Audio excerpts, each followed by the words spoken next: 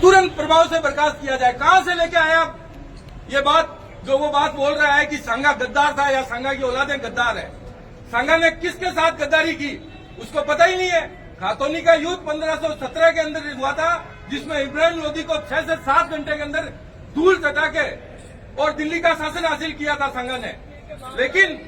लेकिन सांगा ने मेवाड़ नहीं छोड़ा और मेवाड़ के अंदर चित्तौड़ को ही अपनी राजधानी रखा। क्यों रखा? क्योंकि उसका लगाव अपनी मातृभूमि से था। जिन लोगों ने सनातन धर्म को बचाने के लिए मुगलों से अपनी 10-10 पीढ़ियां खत्म कर दी, उन लोगों के लिए अनाप शनाप बोल रहे हैं वो लोग जिनको इतिहास का पता ही नहीं है। कहा किस इतिहास में पढ़ा उसने कि लोधी को बाबर को बुलाने वाला सांगा था? किस इतिहास में, किस किताब में, किस जगह लिखा हुआ है? आप बाबरनामा पढ़ लीजिए। अगर इतिहास की जिसने खुद ने अपने ऊपर ये सब कुछ लिखवाया, पूछ लीजिए, वो पढ़ लीजिए, उसमें कहाँ लिखा हुआ है कि सांगा ने बुलाया बाबर को। इसलिए इस तरह की वाहियात बातें करने वाले लोगों को तुरंत प्रभाव से बर्खास्त किया जाए। अब जो ज्ञापन अपन ने लिखा है, मैं उस ज्ञापन को एक बार पढ़ के आपको बता देना चाहता हूँ। इस निंदा के समान है, निंदनीय नहीं, ये तो इस निंदा के बराबर है। मतलब इस तरह के लोगों को जिनको कुछ पता नहीं है, जो जनता के वोट से भी नहीं आए हुए हैं, सिर्फ और सिर्फ अपनी सेटिंग पैसों के बल पे जो राज्यसभा में पहुंच जाते हैं, उन लोगों को इस तरीके से तैयार किया जाता है कि आप बोलिए और इस धर्म को, इस सनातन को खत्म करने की कोशिश कीजिए। मैं एक ज्ञापन पढ़ के आपको सुनाना चाहता हूँ जो अपन ने महामहिम उपराष्ट्रपति के नाम से दिया है।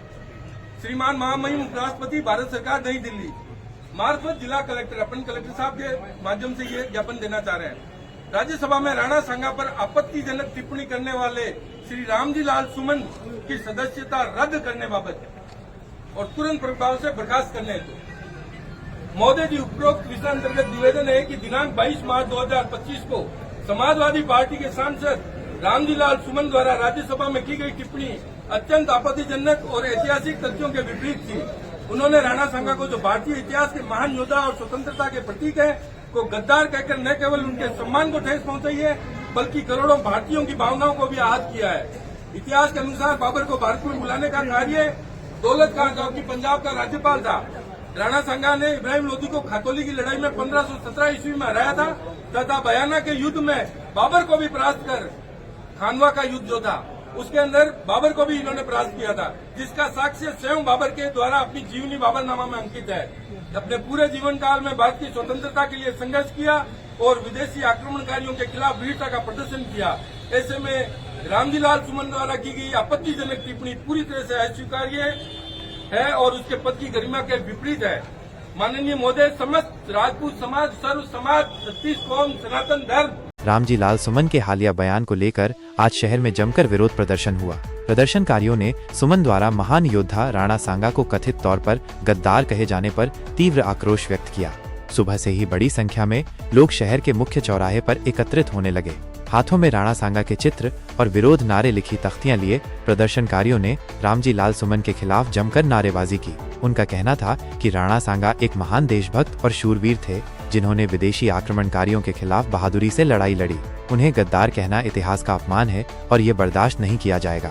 प्रदर्शनकारियों का गुस्सा इतना अधिक था कि उन्होंने रामजी लाल सुमन की समाजवादी पार्टी से सदस्यता तत्काल समाप्त करने की मांग की। प्रदर्शन के दौरान कई वक्ताओं ने अपने संबोधन में सुमन के बयान की कड़ी निंदा की और इसे समाज में विद्वेष फैलाने वाला बताया।